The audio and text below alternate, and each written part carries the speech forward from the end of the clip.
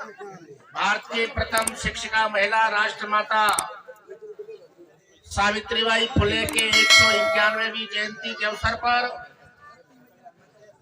मैं अपनी बात शुरू करने से पहले करुणा के महासागर व विश्व वंदनीय तथागत गौतम बुद्ध व शिक्षा के जनक, सामाजिक क्रांति के पितामह, महामानव महात्मा ज्योतिराव जी फुले, आरक्षण के जनक कुर्मी महाराजा छत्रपति साहू जी महाराज व भारतीय संविधान के जनक परम पूज्य बोधिसत्व बाबा साहब डॉक्टर अम्बेडकर,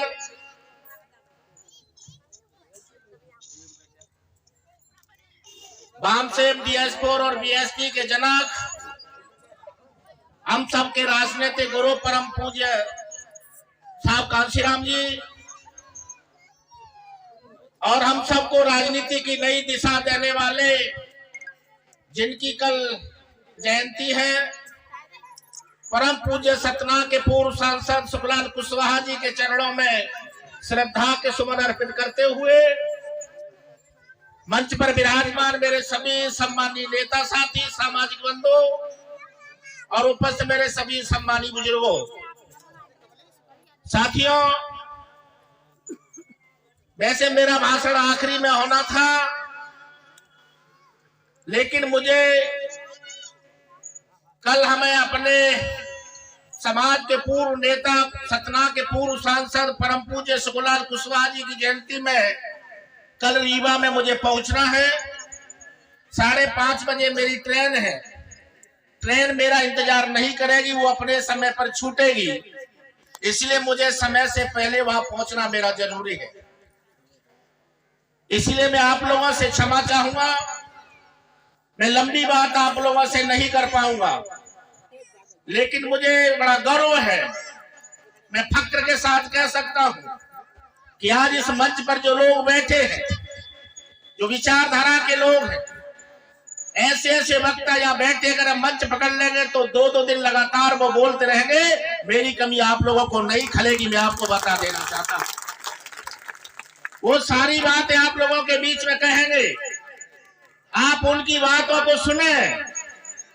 वो राष्ट्रमाता सावित्रीबाई फुले के जीवन संघर्ष पर अपना प्रकाश डालेंगे कि राष्ट्रमाता सावित्रीबाई फुले ने हमारे लिए क्या किया, जिसकी वजह से आज हम उनकी जयंती मना रहे हैं।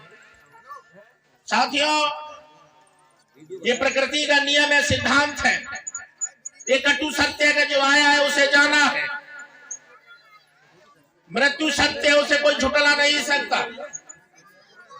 लेकिन इस दुनिया में लाखों लोग आए और लाखों लोग चले गए, लेकिन कुछ ही लोग हैं जिनकी जयंतियां मनाई जाती हैं। क्यों मनाते हम लोग उनकी जयंतियां? क्योंकि उन्होंने ऐसा काम किया है जिसकी वजह से हमारी दिशा और दशा में सुधार हुआ है, हमें उन्होंने कुछ दिया है, इसलिए तो आज हम यहाँ इकट्ठे होकर उनकी जयंतियां मना रहे हैं, उनका स्मरण कर रहे हैं। निश्चित तौर पर साथियों, अगर राष्ट्रमाता सावित्रीबाई फुले नहीं होती तो आज देश में इंदिरा गांधी जी जो प्रधानमंत्री बनी, देश की राष्ट्रपति बनी, क्या नाम था उनका, प्रतिभा पाटिल जी, आज बहुत सारी IAS IPS जो हवाई जहाज चला रही है, बहुत सारी महिलाएं आज पुरुषों का मुकाबला कर रहे हैं, एवरेस्ट की चोटी पर चढ़ी, इसमें महात्मा सावित्रीबाई, राष्ट्रमाता सावित्रीबाई फुले का योगदान है। मैं आपको बता देना चाहता हूं साथियों, जब राष्ट्रमाता सावित्रीबाई फुले 191 साल पहले इस भारत की धरती में पैदा हुए, उस समय पर किसी भी बिरादरी की बेटी को पढ़ने लिखने का अधिकार नहीं था। मैं आपको बता देना चाहता हूं, यहाँ तक कि ब्राह्मण, क्षत्रिय और वैश्यों की भी बेटियों को पढ़ने लिखने का अधिकार नहीं था, कि देश के कानून में बंदिश लगा दी गई थी, अंग्रेजों की हुकूमत थी। राष्ट्रमाता सावित्रीबाई फुले और महात्मा ज्योतिबा फुले के जीवन संघर्ष की कहानी आप सबको मालूम है। आप आपको ने किताबों में पढ़ा है, भाई श्रीपद जी हमारे बीच में बैठे, उन्हें बहुत अध्ययन है, हजारों किताबों का उन्होंने अध्ययन किया है, वो आपको बताएंगे। एक किताब लेकर के भी आए, आप उनके संघर्ष की कहानी किताबों में पढ़ ले, हमारे साथी कहेंगे उनसे सुन ले। मैं कुछ खास बातें आपको बता देना चाहता हूं। जब राष्ट्रमाता सावित्रीबाई फुले और राष्ट्रपिता महामानव महात्मा ज्योतिराव फुले असली महात्मा इस भारत की धरती में पैदा हुए, मैं ये कह सकता हूं फक्र के साथ कि अगर असली कोई महात्मा इस दुनिया की धरती में पैदा हुआ है तो वो है महात्मा ज्योतिराव जी फुले। उनके मुकाबले कोई दूसरा महात्मा नहीं हुआ है। हमने बहुत सारे उदाहरण दुनिया की धरती में देखे हैं, हजारों लाखों ऐसे महात्मा मिल जाएंगे जिन्होंने ये प्रतिज्ञा की कि हम जिंदगी भर शादी नहीं करेंगे, साधु महात्मा बनकर देश और समाज की सेवाएं करेंगे। बहुत सारे पुरुष आपको मिल जाएंगे जिन्होंने ये प्रतिज्ञा की कि हम जीवन भर शादी न करके हम देश और समाज की सेवाएं करेंगे। इस देश की धरती में बहुत सारी बेटियों ने भी इस तरह की प्रतिज्ञा की है कि हम आजीवन कुंवारा रहकर के इस देश और समाज की सेवाएं करेंगे। लेकिन दुनिया की धरती में एक ही उदाहरण है जिन्होंने एक प्रतिज्ञा की कि हम शादी करने के बाद बच्चे पैदा नहीं करेंगे। मेरे भाइयों, मैं आपको बता देना चाहता हूं, एक ही उदाहरण है दुनिया की धरती में, कोई दूसरा उदाहरण नहीं है।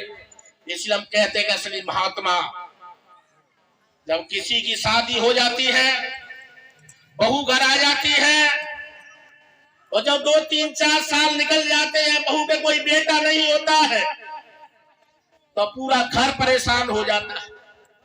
सास परेशान, ससुर परेशान, ननद परेशान, देवर परेशान, जेठ परेशान, जेठानी परेशान, रिश्तेदार परेशान, पड़ोसी परेशान, गांव परेशान, सारे लोग परेशान हो जाते हैं कि बहू के कोई बेटा नहीं। और एक वो महात्मा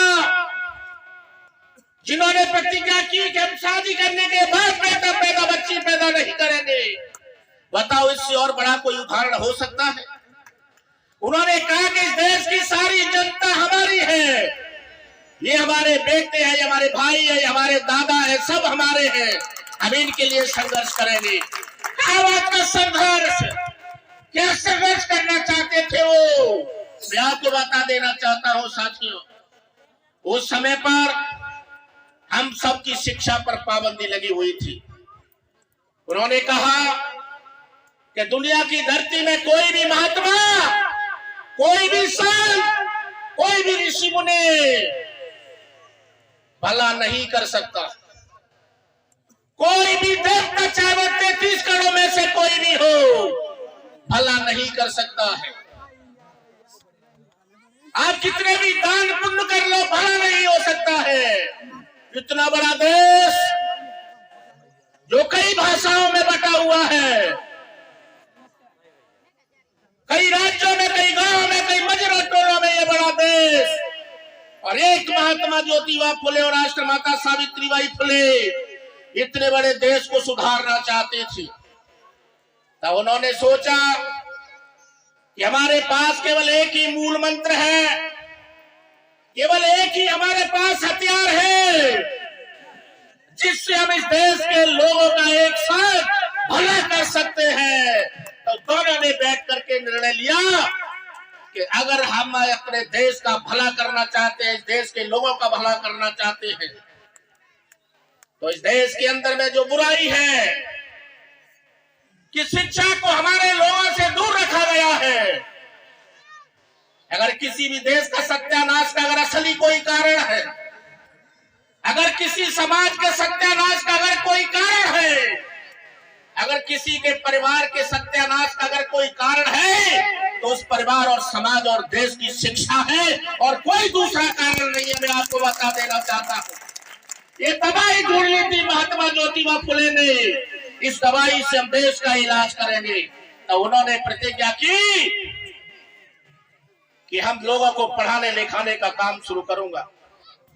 उस समय की व्यवस्था के पोषकों ने बहुत विरोध किया, बहुत सारी तकलीफें उठाई, बहुत सारे कष्ट सहे, तमाम सारी यातनाएं सहे, लेकिन उसके बाद भी राष्ट्रमाता सावित्रीबाई फुले अपने पद से डगमगाए नहीं और उस रास्ते पर चलते गए। मैं आपको बता देना चाहता हूं साथियों, केवल यही बुराई नहीं, ये मेरी माताओं मेरी बहनों, उस समय पर अगर कोई महिला विधवा हो जाती थी तो घर की देहरी से बाहर नहीं निकलती थी, जिंदगी भर घर के अंदर में ही रहती थी। उसका सर मुड़वा दिया जाता था, उसके बाल मुड़वा दिए जाते थे। उस समय पर यह व्यवस्था थी जिसके लिए लड़ाई लड़ी थी राष्ट्रमाता सावित्रीबाई फुले और महात्मा फुले ने। विधवा हो गई तो उसका क्या दोष है बेचारी का?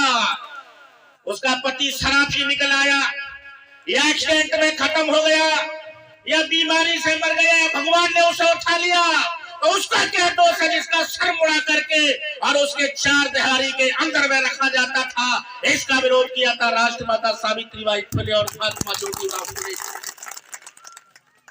कोई विधवा किसी विधवा के अगर पेट में बेटा है, अगर उसका पति खत्म हो जाता तो साथ उस बच्चे को मार दिया जाता था। इसके खिलाफ लड़ाई लड़ी थी महात्मा फुले ज्योतिबा फुले ने। कोई महिला 20, 25 साल, 18, 15, 16 साल की उम्र में विधवा हो जाती थी, उसका जिंदगी भर विवाह नहीं किया जाता था। राष्ट्रमाता सावित्रीबाई फुले और ज्योतिबा फुले ने पुनर्विवाह, विधवा विवाह का अगर किसी ने आंदोलन चलाया तो राष्ट्रमाता सावित्रीबाई फुले और महात्मा ज्योतिबा फुले ने आंदोलन चलाया था। मैं आपको बता देना चाहता हूं मेरे साथियों, जिसकी वजह से पुनर्विवाह विवाह शुरू हुए। मैं आपको बताना चाहूंगा मेरे साथियों, ये जो सती प्रथा का एक भयानक देश के अंदर में एक जो अत्याचार और एक अन्याय होता था, जब किसी महिला का पति खत्म हो जाता था तो जबरदस्ती उसे पकड़ के उसके पति के साथ चिता पे जिंदा बिठा करके उसको जला दिया जाता था। ये बहुत बड़ी कुप्रथा इस देश के अंदर में थी। उसके खिलाफ लड़ाई अगर किसी ने लड़ी तो राष्ट्रमाता सावित्रीबाई फुले और महात्मा ज्योतिबा फुले ने लड़ी थी। इस देश के अंदर में दलितों, शोषितों, पीड़ितों, वंचितों के अगर पहला बच्चा पैदा होता था तो उस बच्चे को गंगा में बहा दिया जाता था।